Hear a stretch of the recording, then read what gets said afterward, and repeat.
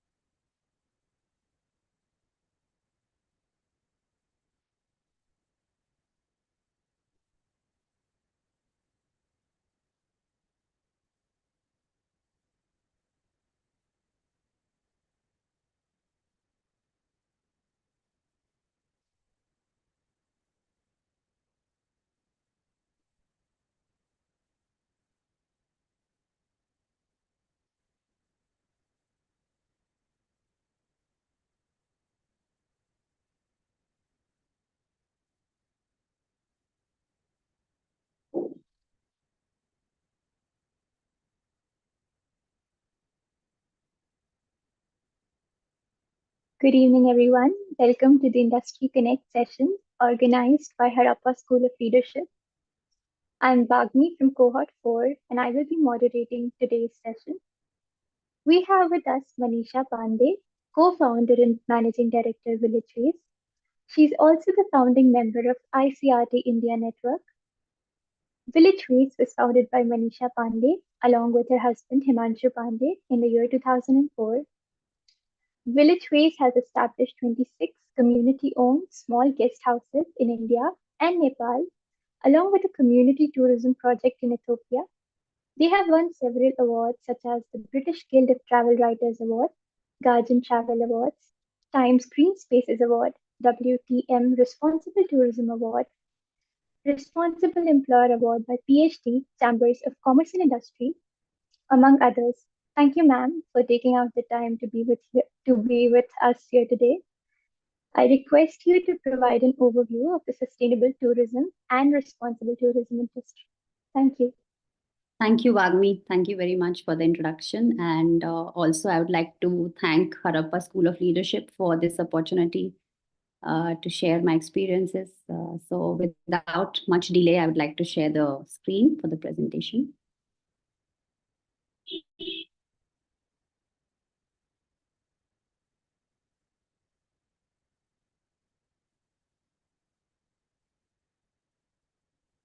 So while I'll, explain about the journey of village tourism that we've had, but I'd like to start with a very basic concept of responsible tourism, because I think from the point of view of whatever we are experiencing in the past couple of years of my association with the International Center for Responsible Tourism, I see a lot of confusion between responsible tourism and sustainable tourism. So the basic principles are quite mixed up.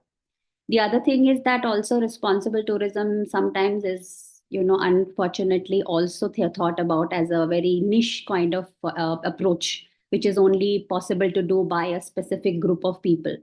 But we need to break that barrier quite strongly, because responsible tourism is nothing much but only just taking responsibility of your actions in tourism. I think it's as simple as it sounds. And so, all these barriers that are around sustainable and responsible tourism, I would first like to start with, explaining a little bit more about what it is. So, I think responsible tourism, as I just mentioned, is about taking responsibility and for your actions. Now, that action can be anything from very small steps to the larger steps. So, once you make an intention to do something which can have an impact on an area or a community, I think that is where the responsible tourism approach starts. And only if we are able to take this responsibility, we will be reaching our ultimate goal of sustainability. So sustainability in that manner cannot be achieved by only couple of people taking that responsibility, because you're talking about the wholeness or the totality of the impact that you're creating.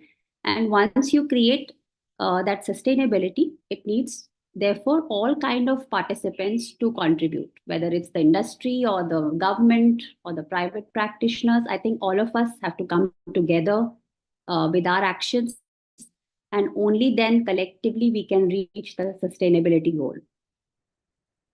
So when we talk about the basic principle of responsible tourism, talking about the global scenarios, we always say that tourism is like a fire. So it can cook your food, but it can also burn your house down. It's as extreme as that.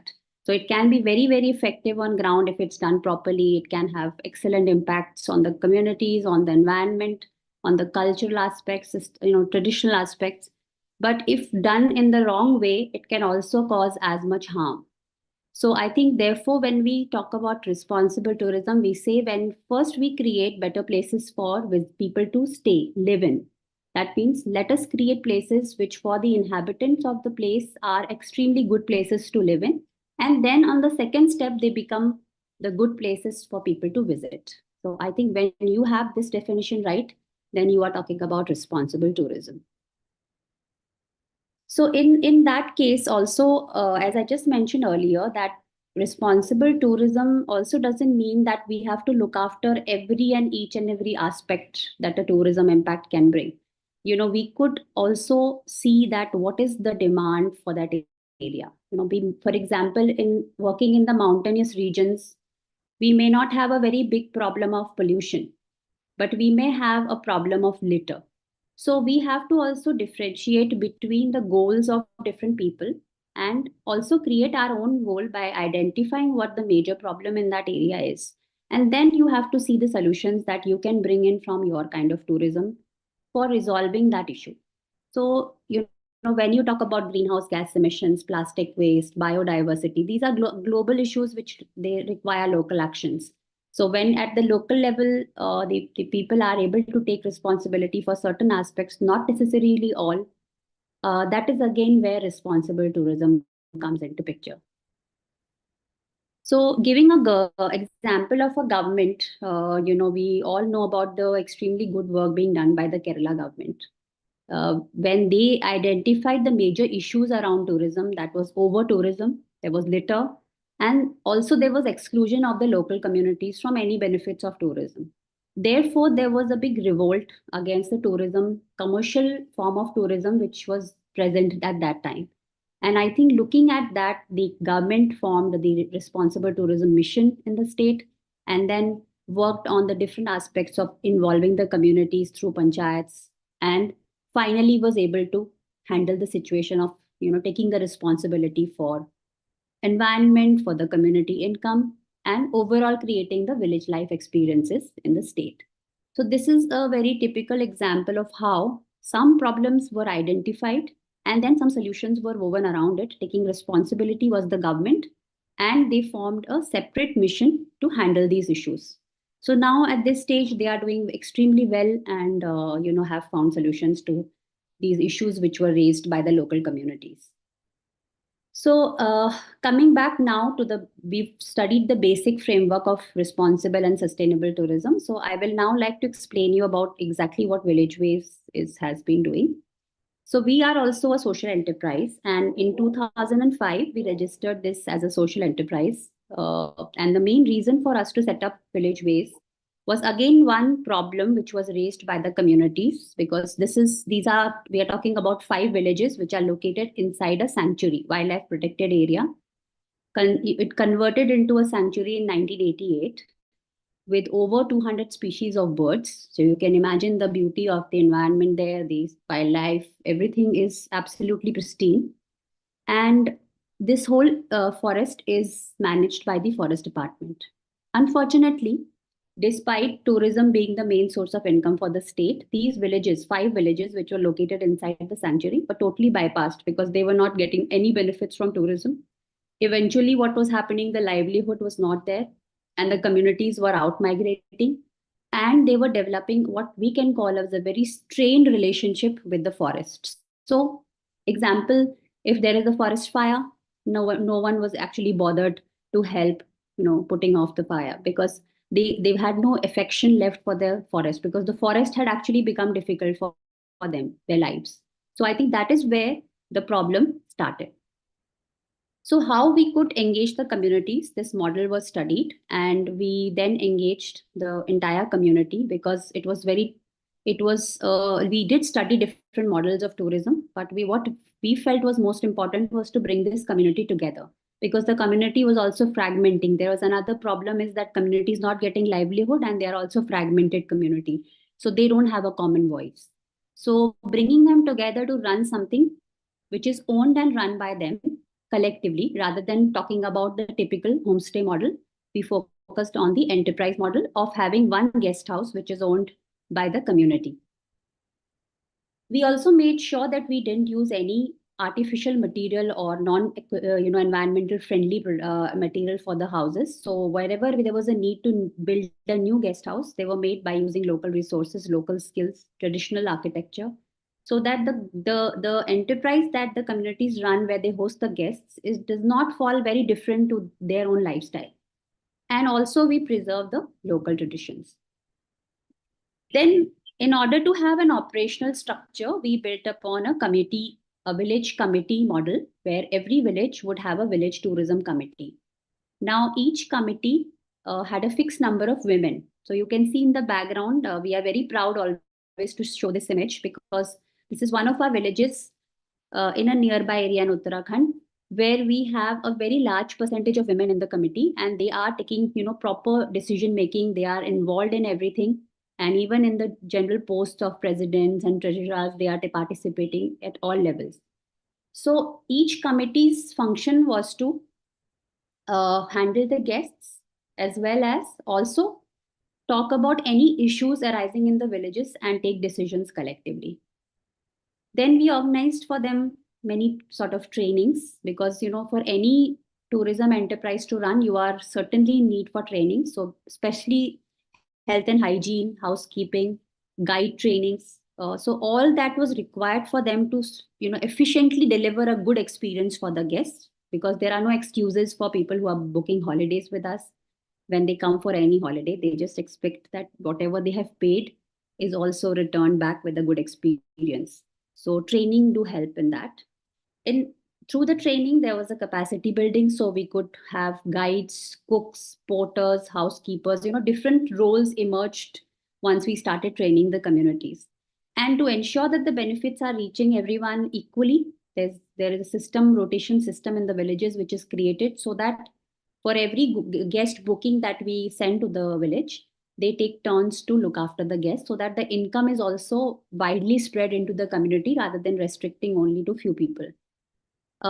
Stress is given to using only local taxi drivers, so that they also, who are independent, not operators, but not big operators, but smaller taxi drivers who have their own vehicles, they can be also trained to provide professional level of services, but they can also then use their services through the committee.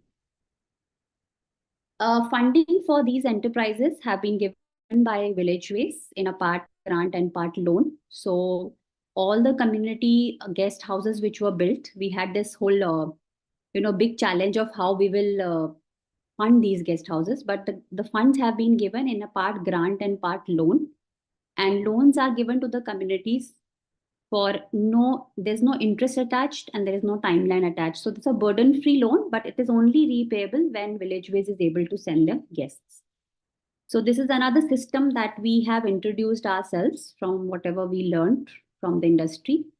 And what we create are traditional architecture guest house. You can see some of these photographs. Typically, every guest house has 3 to 4 bedrooms. You can see the comfort levels. We call it simple comforts. We are not into luxury, but then we are talking about something which is beautiful, comfortable, and clean.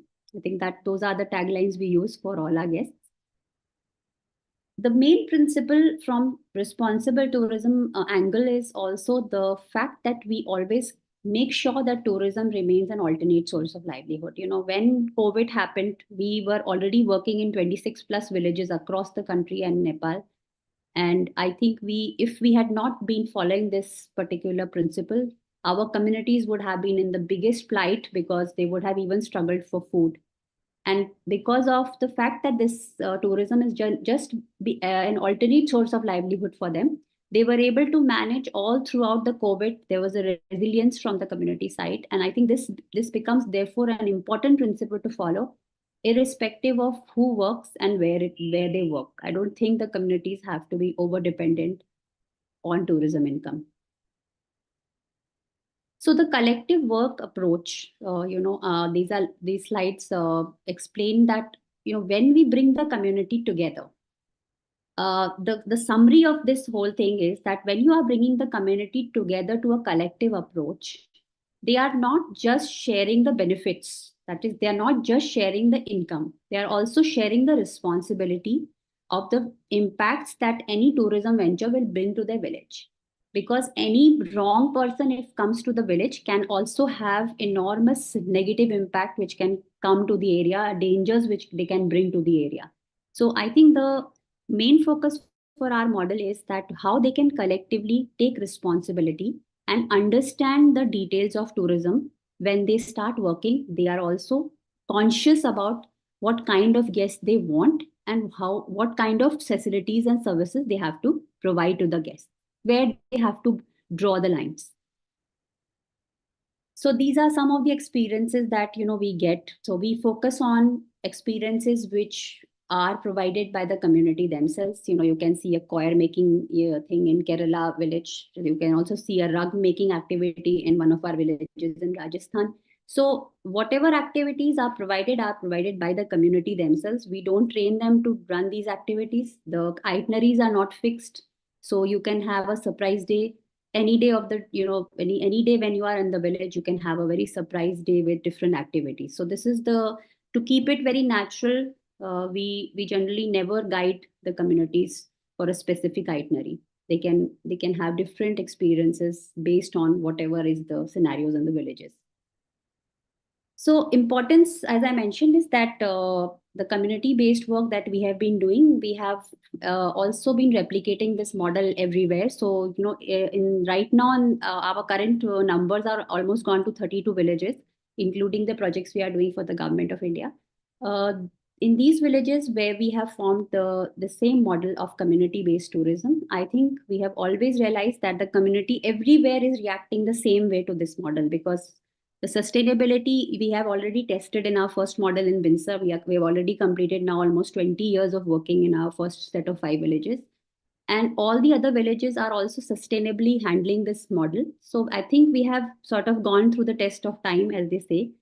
And we have realized that the collective work approach in any tourism activity, especially in the rural area, is critical for its sustainability.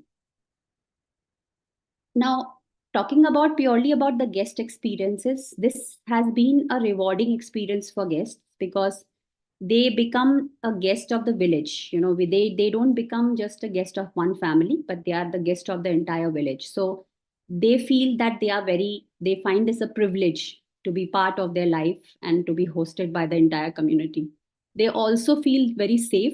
Many times, we have travelers who come to India for the first time from overseas, and they can have all sorts of issues with security if they are going to an area particularly which also does not have a road. In these 5 villages or first 5 villages, they don't even have a motorable road, so you have to go walking from village to village. So guests have always been very convinced about their safety, because again the community overall is handling them, their security, their transfers, their arrangements. So I think these factors work very positively for the guests. And the concept of community based tourism is a very inclusive and responsible and sustainable approach, and it can bring many positive impacts for the people, including economic, social, and environmental. So I think overall, whenever we talk about uh, you know communities and their collective work together, this kind of model works very well. Currently, we are working in these states in different regions. And as Vagmi had mentioned in the introduction, we have been kindly, been awarded, and that has helped us to be encouraged because of our work. And also, these awards have been very motivating for the communities who work with us. So these we always find this very, very helpful. And with that note, I'm saying that the presentation is over, but I'm very open to questions. I have tried to summarize the activities in shorter span of time, but I hope that has given you a brief idea about the work. Thank you. Thank you so much. So I think we'll go ahead with the answer session. So the first question that I would like to ask is, how does responsible tourism hold ground in places where there is a commercial tourism dominance? See, what we have observed is that most of the time, if there is a just hold on.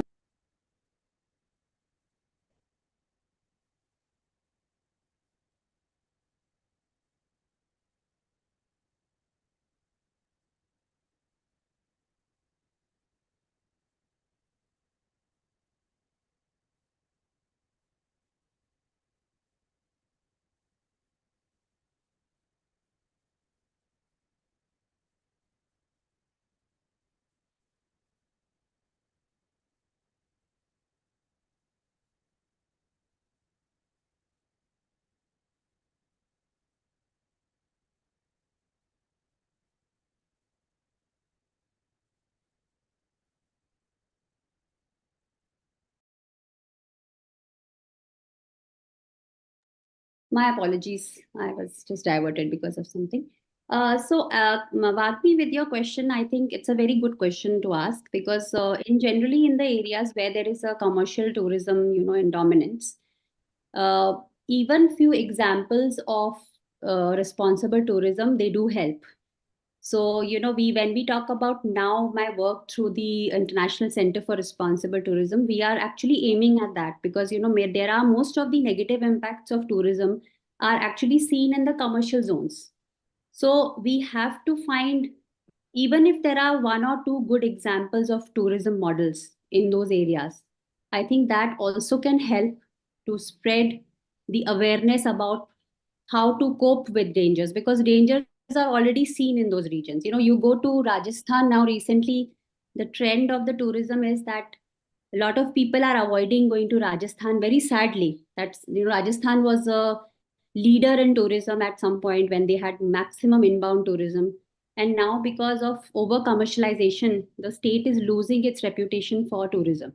So I think even if there are uh, few models which can break that image, that will help the commercial, areas also to get some examples of right form of tourism. So I think we have to delve into the commercial tourism zones for sure. Yeah, thanks a lot for the answer. Now, I would like to know, what was your personal driving force behind the formation of village ways? So personal driving, because we were involved in running our own small business in the inside the sanctuary. And over the years, we were observing these neighbor villages getting empty because a lot of people, and we could also see that youngsters were moving out of the villages most because they were in lookout for jobs. And when they would go out of their villages, they were only getting very menial level jobs in the cities. So they had lost, first of all, their ownership of their places because only old people were now living in the villages. Second thing is that all the young people who have moved out were also not getting fully skill built because they were not building their skills to cope with the requirements for any professional jobs, but they were actually doing very menial jobs. So and in return also they were not being paid very well. So whatever they were earning, they would spend. Say living in a city and in a village is quite different. So I think for us, the personal drive was how we could save these villages from out migration and how we could give them some source of livelihood.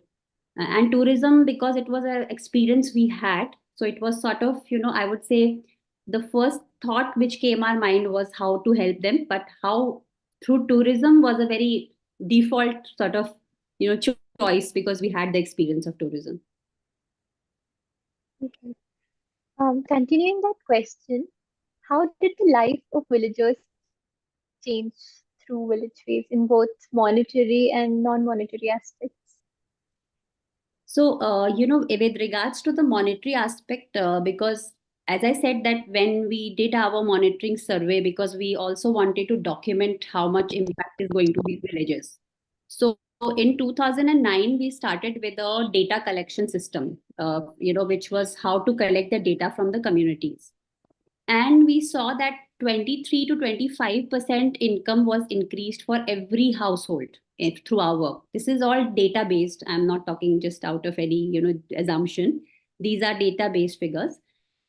Plus, the other thing was that the benefit not only was limited to the income, but it also bridged that gap which was caused, as I mentioned in the earlier slides, between the communities and the forest, which was actually very critical.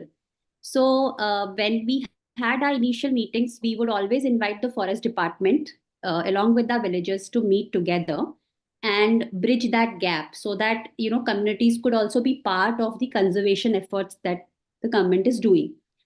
And in one of the meetings, I have given this quote in almost every presentation because I feel very proud about this. That one of our guides, who happened to be from this village, now he's a trained guide.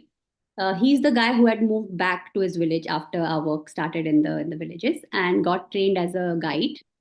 And he said that in one of the meetings, he said that, earlier when we were in the village, we would throw stones on the birds that we have in the forest. But now, whenever we see a bird, we open the book to identify which this which variety of bird this is. So I think there's a mind shift. There is a shift in the people's mindset about forests. Now they are also, because this is directly linked to their business. We are not giving them lecture about litter. We never lecture them for saying that we should reduce the litter or not put the plastic here and there. But when the consumers themselves point out that they like a clean village, they don't like to see litter in the village, I think by linking them to their businesses, they are becoming much more alert about litter problem also. So I think where there are such 100 examples which have come over these years where we can see the mindset changes, the income level changes, the people returning to their villages. Most of the youngsters are still in the village. They are working also. So a lot of these impacts we have seen. That's really nice to know. We have a question in the chat box, so I'll take it part by part. The Yeah, first part is that what steps did you take in establishing trust with the communities? it's a And very it good continues question. further. Yeah. What are some of the challenges you faced while working with communities? Could you share something unexpected that happened or was surprising while establishing village ways? Yes, I mean, I think the fact I would say that when you bring income to a community, I'll start with the challenges because these are never these things that you do are never that cakewalks which you can do over a night. You have to really work hard with the community, especially when you bring them together as a community to run something. Uniting a community first of all is quite challenge, especially when you talk about money going to the villages. So that was the challenge. The solution for that always was first of all trying to educate and motivate the community to first of all give preference to the community member who is in the most need of that income. What happens generally in projects is that you are, for example, a homestay. Now when you talk about a homestay model, you generally encourage people who have the resources to build a homestay, maybe do up a house little bit and clean it and make it proper for the guests. But then what you do is you alienate the people who are in most need of that income because they will have no resources to participate. So first thing is make the community themselves aware about giving the preference to the lowest strata of the society who need this work most. Second thing is the ownership lies with the community. So, whatever good, bad they have to do is that ownership is with them. So, no, none of these enterprises are owned by Village Ways. They are fully owned by them. Third thing is transparency.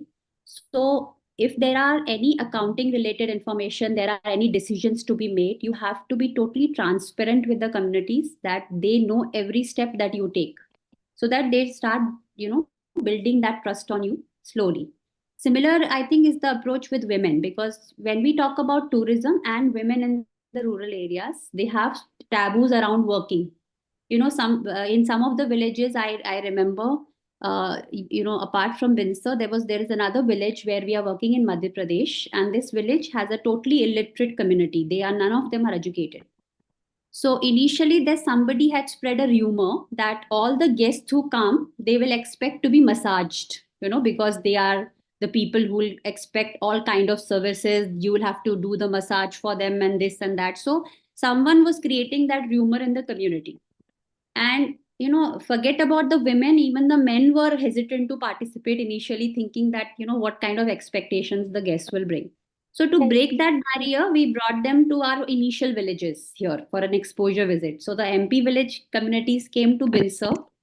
They met the communities and were totally reassured that yes, this is the model which one can trust. And when they return back now, even their women folks are participating. They are participating. I think again been about 8 9 years since they have joined us. So there are challenges, different challenges in all the communities we work, but the basic principle of ownership and transparency, I would say these are the two factors which help to bridge it. Um, Next question is, does sustainable tourism limit itself to catering a certain financial section of the society? What is the future of sustainable tourism and how has the concept changed for you since you first envisioned village waste?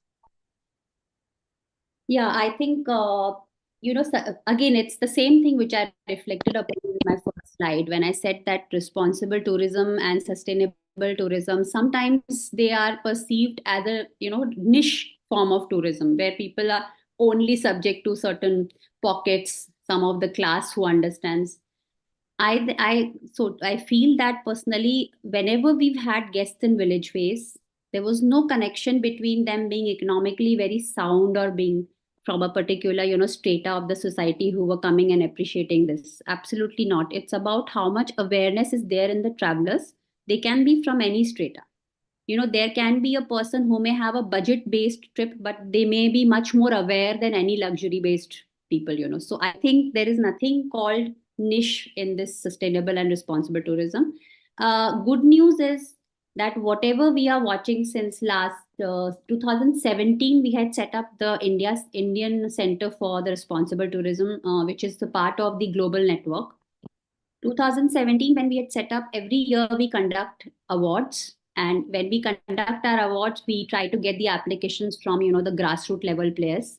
So we are very encouraged that India actually is taking a lead. I would say that of all the global based regional centers that we have, India is actually taking the lead in sustainable tourism and responsible tourism. The shift from the traveler side has already been seen. So post COVID, we are seeing the travelers also getting much more inclined to support the community income, to support offbeat experiences, not expecting expectations of safety and cleanliness. These are basic, and I think they should be adhered to. We can't say that this is a social holiday, so please bear with us. You'll have to rough it out. You have to Okay. bear with all the bad arrangements. No, I think as a professional agency, what we have also followed is you are paying your price for this trip, so you have to expect your basic standards. That is where villageways will play a role. And I think your question about sustainable tourism and responsible tourism, I'm of whatever I'm seeing, I can see a very bright future. And I think all the young people, if they are encouraged to take this up, India is already leading this. So we should all be very confident about it. Thank you so much for the answer. We have the next question. What are the marketing strategies that you have been using as a social enterprise? And how does scaling up of a social enterprise look like? Yeah, so see, I'll be very honest with the marketing part. Initially, it was very difficult because I'm talking about 2005 and 2006, we had our first guests. So you can imagine that it was an era when rural tourism, was not very much heard of.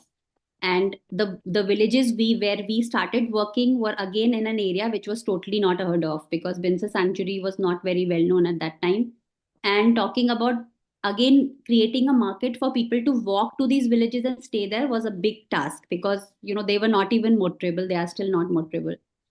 But the beauty lied in some of the principles again that we set up for ourselves. First thing is, as I said, that we are following the policy of having this as an additional source of livelihood. We are not talking about too much over dependence on tourism income. So we have our standard number of guests we need to bring to the villages. Our basic target is 100 guests a year, which we still follow for each guest, for each village. And marketing is also done primarily by ourselves. So we have our own sales team, we have our own marketing team. Uh, I would say that 70% of the market is driven by our own team. The reason is that there is no gap of information. Especially with the online portals, we are still very away. I don't want to discourage the online portals, but for products like us, it becomes very difficult because people don't have any man-to-man human touch, with the booking part, and they don't understand what the expectation levels will be. So there's a lack of understanding from both the guests and the host part, and there can sometimes be big blunders. So we always followed a policy of human touch in the booking process. The people who know our product well, they can only talk to the consumers about it, and very selective agents. And primarily, we were only doing our marketing through press releases, not through advertising. We have not done any advertising since we've started, whether it was overseas or in India. We like to invite the press, come and visit the places and write about it. So I think just soft ways of marketing. But in terms of what in the future now, as I see, now we are talking about 2024. So as I said, I'm very hopeful. Now things have changed quite drastically. Even we are getting many domestic guests who are coming through, direct word of mouth. So marketing for that matter, I think is less challenging now than it was when we started. Thank you so much. The next question that we have is, what are village tourism enterprises? So I think you mentioned about it. And how much is the involvement of women while we measure tourism related income? Yeah, so the village tourism enterprises are typically, the guest houses are generally about 3 to 4 bedrooms. So our capacity we keep based on the population of the villages. Currently, all our villages are small. Where we have larger villages, we have gone up to 5 rooms, so maximum 10 people. Where we have smaller villages, we go from 6 to 8 people maximum at a time.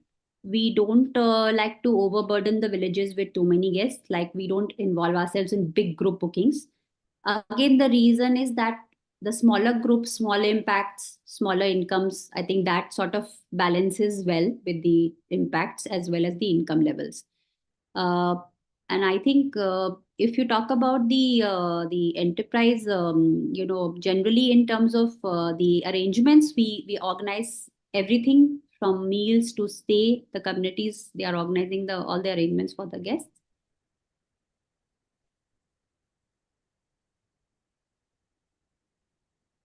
Okay, thank you for the Anything I answer. missed? Ulka, do we have any other questions?